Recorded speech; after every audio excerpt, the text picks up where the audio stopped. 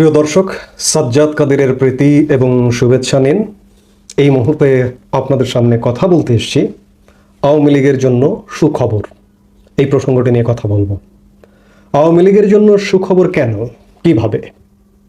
আমি বলবো আওয়ামী লীগ আসলে রাজনৈতিকভাবে এই মুহূর্তে সবচেয়ে সুবিধাজনক জায়গায় আছে।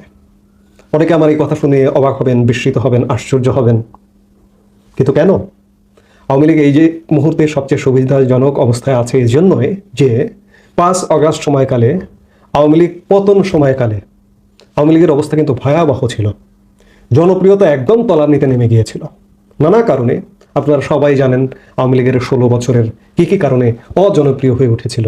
এমনকি আমি এই কথাটাও বলি যে গত 2024-এর 7 জানুয়ারি যদি একটা free, fair and credible election হতো সব রাজনৈতিক দলের অংশগ্রহণে এবং সমান সুযোগে, তাহলে আওয়ামী লীগ কিন্তু সেই নির্বাচনে হেরে যেত। সেই জায়গা থেকে 5 আগস্ট সময়কালে আওয়ামী লীগ প্রচণ্ড অজনপ্রিয় ছিল, কিন্তু 5 আগস্টের মাত্র মাস দুয়েকের পরে আওয়ামী লীগ বিপুল জনপ্রিয়তায় মানুষের মনে এস্টাবলিশড হওয়াটা, এটা আওয়ামী লীগের জন্য প্রথম সুখবর, সবচেয়ে বড় সুখবর। এবং এখন পর্যন্ত আওয়ামী লীগ কিন্তু সেই জনপ্রিয়তাটাই আছে। এর কারণটা কি? এর কারণ কি আওয়ামী লীগ কিছু করেছে? আমি এগুলো বারবার বলি, তারপরেও বলবো বারবার, আওয়ামী লীগের কোনো কর্মসূচি নেই, আওয়ামী লীগের কোনো কার্যক্রম নেই। আওয়ামী লীগের 16 বছরের নানা রকম নেতিবাচক কর্মের চর্চা হয় সমাজে। ফ্যাসিবাদ শুনতে শুনতে, ফ্যাসিস্ট শুনতে শুনতে আমাদের কান ঝালাপালা হয়ে যাবার জোগাড়।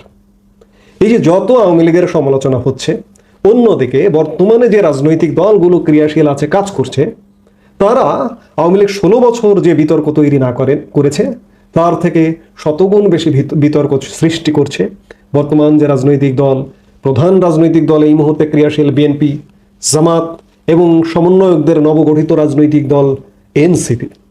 তাদের নানা রকম বিতর্কিত কর্মকাণ্ডের কারণে আওয়ামী লীগ জনপ্রিয় হয়ে উঠেছে এবং এই জনপ্রিয়তাটা এখন পর্যন্ত আছে এবং এটি থাকবে।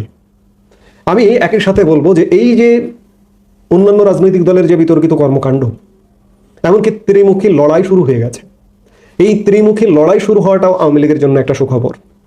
এর মধ্যে যদি আওয়ামী লীগ নামে কর্মসূচিতে আওয়ামী লীগের এই জনপ্রিয়তা থাকবে না, সেই জায়গা থেকে আওয়ামী লীগের এই মুহূর্তে প্রকাশ্যে সরাসরি কর্মসূচিতে নামা থেকে বিরত থাকতে হবে। এনসিপি কি কারণে বিতর্কিত হয়েছে আপনারা জানেন।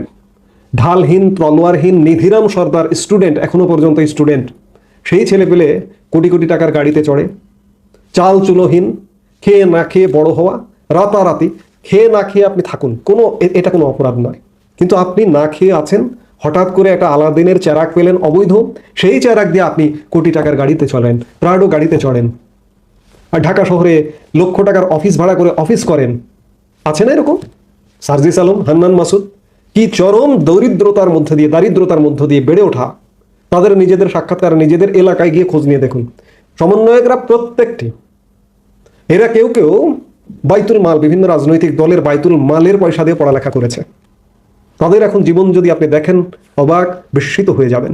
আমরা সমালোচনা করতাম ছাত্রলীগ, তারা কেন গাড়িতে চড়বে, তারা কেন, সেটি এখনো সমালোচনা করব, সেটি খারাপ ছিল। ছাত্রলীগ কেন গাড়িতে চড়বে, কেন বিলাসবহুল জীবনযাপন করবে?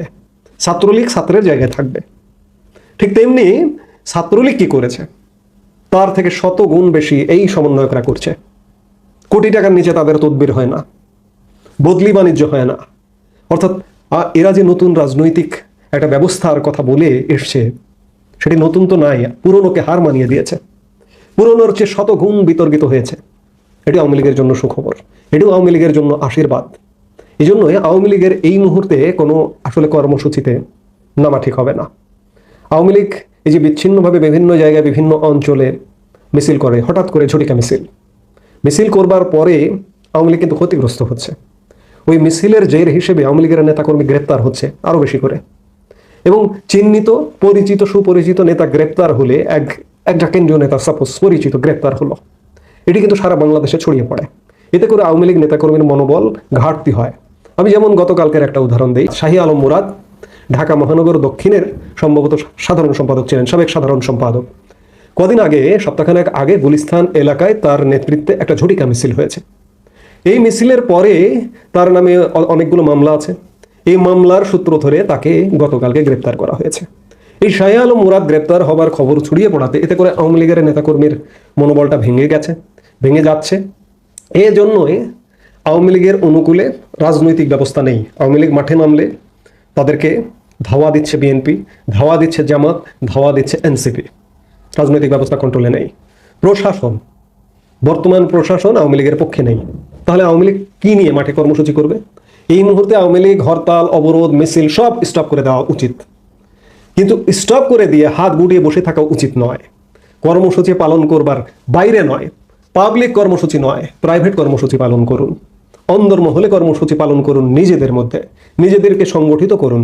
এখনকার প্রযুক্তির যুগে অনলাইনেও নিজেদের সংগঠিত করা, আলাপ আলোচনা করার সুযোগ আছে। এই সংগঠিত করুন এবং আওয়ামী লীগের সংস্কার করুন। কেন্দ্র থেকে একদম তৃণমূল পর্যন্ত আওয়ামী লীগ যে পরিবারের ভেতরে ঢুকে গেছে, পরিবার লীগে পরিণত হয়েছে, পরিবার থেকে বের করুন। পরিবার থেকে বের করে আওয়ামী লীগকে পরিচ্ছন্ন আওয়ামী লীগ তৈরি করুন এবং নীরবে এই যে ত্রিমুখী লড়াই মাঠে চলছে, মাঠের এই খেলাটা দেখতে থাকুন। বল এখন আওয়ামী লীগের কোর্টে নয়, দর্শক হিসেবে গ্যালারিতে বসে থাকতে হবে। তিন বাহিনী খেলুক এবং এই যে তিন বাহিনী বিএনপি, জামাত, এনসিপি জামাত যদিও তারা একে অপরের সাথে সম্পর্কিত, এই তিন বাহিনীর খেলা কিন্তু ইতিমধ্যে শুরু হয়ে গেছে। এনসিপি বাংলাদেশের কোথাও কর্মসূচি পালন করতে পারছে না, বিএনপির দ্বারা, ছাত্রদলের দ্বারা বাধাগ্রস্ত হচ্ছে। আবার বিএনপি জামাত ঠোকাঠুকি সারা বাংলাদেশে লেগে লাগছে, কেন্দ্র থেকে তৃণমূল পর্যায় পর্যন্ত। কিন্তু সাম্প্রতিক সময়ে জামাতের আমির ডক্টর শফিকুর রহমান এবং নায়েবে আমির ডক্টর আব্দুল্লাহ তাহের লন্ডনে বিএনপি চেয়ারপারসন বেগম খালেদা জিয়া এবং ভারপ্রাপ্ত চেয়ারম্যান তারেক রহমানের সাথে বৈঠক সূত্রে অনেকে মনে করতে পারেন যে এরা মিলিয়ে গেল। না, এরা কখনো মিলবে না। তবে মিলবে, আমি বারবার বলি, আওয়ামী লীগ যদি এই ভঙ্গুর অবস্থার মধ্যে ফিরে আসার একটা অপচেষ্টা করে, এটাকে চেষ্টা বলবো না, অপচেষ্টা, এই মুহূর্তে চেষ্টা করার কোনো সময় নয়, সময় আসবে। এজন্য মাঠের বাইরে থেকে অবজার্ভ করুন। যতই বৈঠক করুক লন্ডনে, কিন্তু তারা এক হবে না। তারা প্রতিনিয়ত বাংলাদেশের বিভিন্ন জায়গায় ফাটাফাটি করবে। একটা অরাজকতা তৈরি হবে এই তিন রাজনৈতিক দলকে দিয়ে। এই অরাজকতাটা হচ্ছে আওয়ামী লীগের জন্য সুখবর। এবং আওয়ামী লীগ ভেতরে ভেতরে সংগঠিত হবে, পরিচ্ছন্ন হবে, হয়ে নিজেদের কন্ট্রোলে সবকিছু আনবে, প্রশাসন কন্ট্রোলে আনতে হবে। এবং রাজনৈতিক ব্যবস্থা যখন এরা তিনজন মারামারি ফাটাফাটি করে নিজেরা নিজেদের ধ্বংস করবে, তখন ধীরে ধীরে পরিবেশ বুঝে আওয়ামী লীগ মাঠে নামবে। কিন্তু এই মুহূর্তে আওয়ামী লীগের মাঠে নামার সময় নয়। এই মুহূর্তে আওয়ামী লীগের সময় গ্যালারিতে বসে দেখা। 9 মাস তো হয়ে গেছে, আরও যদি 6 মাস লাগে, 1 বছর লাগে আওয়ামী লীগ ফেরার সময়ে, সেটি প্রয়োজনে ধৈর্য ধরতে হবে। একটা দীর্ঘ 16 বছর পর একটা ম্যাসাকারের মধ্য দিয়ে আওয়ামী লীগের পতন হয়েছে। আওয়ামী লীগ নেতৃত্ব যদি মনে করেন যে এখনই ফিরবো আমরা, সেটি ভুল মনে করা হবে। আরেকটি বিষয়, আওয়ামী লীগের নেতাকর্মীরা একদম কেন্দ্র থেকে তৃণমূল পর্যায় পর্যন্ত এখনও একটা বৃহৎ অংশ স্বপ্নের মধ্যে বসবাস করেন। আমি বারবার এগুলো বলি, আবারও বলবো, বারবার বলতে হয় এই জন্য যে রাজনীতিকে স্মরণ করিয়ে দেওয়া। এই স্বপ্ন থেকে বাস্তবতার মাঠে বের হতে হবে এবং বের হয়ে সত্যিকার অর্থে বারবারই বলি যে সংগঠিত হন। আপনি যদি শুধুমাত্র আবার গ্যালারিতে বসে থাকেন তাহলেও কিন্তু হবে না। কাজ করতে হবে, ভেতরে কাজ করতে হবে, নেপথ্যে কাজ করতে হবে, প্রাইভেট কাজ করতে হবে, কাজ করে সংগঠিত হতে হবে। এবং যখনই মাঠ প্রস্তুত হতে হবে, আজকে আপনি কঠিন প্রশিক্ষণ নিন, ধৈর্য ধারণ করুন। কঠিন প্রশিক্ষণ সহজ যুদ্ধ, সেনাবাহিনীতে একটা স্লোগান আছে। আপনি আজকে কঠিন প্রশিক্ষণ নিলে কালকে যুদ্ধটা সহজ হবে। তো সেই জায়গা থেকে আওয়ামী লীগের জন্য প্রচুর সুখবর। আওয়ামী লীগ জনপ্রিয়। 2 নম্বর সুখবর হচ্ছে এই যে ত্রিমুখী লড়াই শুরু হয়ে গেছে। 3 নম্বর সুখবর হচ্ছে আওয়ামী লীগ সুগঠিত হতে হবে। এটি সুখবর না হলেও সুখবর, এর চেয়ে বড় সুখবর নাই। 3টা সুখবর, এই 3টা সুখবর নিয়ে কাজ করতে হবে, তাহলেই আওয়ামী লীগ ভালো করবে। কারণ এই মুহূর্তে যদি আওয়ামী লীগ মাঠে নামে, আওয়ামী লীগের এখনকার যে জনপ্রিয়তা আছে এবং এই যে ভঙ্গুর আওয়ামী লীগ এবং এই যে দুর্বৃত্তপূর্ণ আওয়ামী লীগ, এই আওয়ামী লীগকে যদি মাঠে নামে, আওয়ামী লীগ কিন্তু এই যে জনপ্রিয়তাটা এখন যেটি আছে সেটি থাকবে না। আওয়ামী লীগ বিতর্কিত হয়ে যাবে। তখন শুরু হবে কি চতুর্মুখী লড়াই। এখন ত্রিমুখী লড়াই হচ্ছে, তখন চতুর্মুখী লড়াই। তো সেই চতুর্মুখী লড়াই থেকে বাঁচতে হলে এখন গ্যালারিতে বসে দর্শকের ভূমিকায় থাকতে হবে এবং দর্শক হিসেবে ভেতরে যেটা কাজ করা সেটি করতে হবে। সবকিছু মিলে আমি আওয়ামী লীগের ভবিষ্যৎ ভালোই দেখছি, খারাপ দেখছি না। সেই জায়গাতে বলছি যে আওয়ামী লীগের জন্য সুখবরটাকে ক্যাশ করার চেষ্টা করতে হবে আওয়ামী লীগকে। এই মুহূর্তে এ পর্যন্তই। সবাই ভালো থাকুন, সুস্থ থাকুন। আমাদের ভিডিওগুলো নিয়মিত পেতে সাবস্ক্রাইব করুন Sajjad Kadir and the legends YouTube channel এবং লাইক কমেন্ট শেয়ার করে সাথে থাকুন।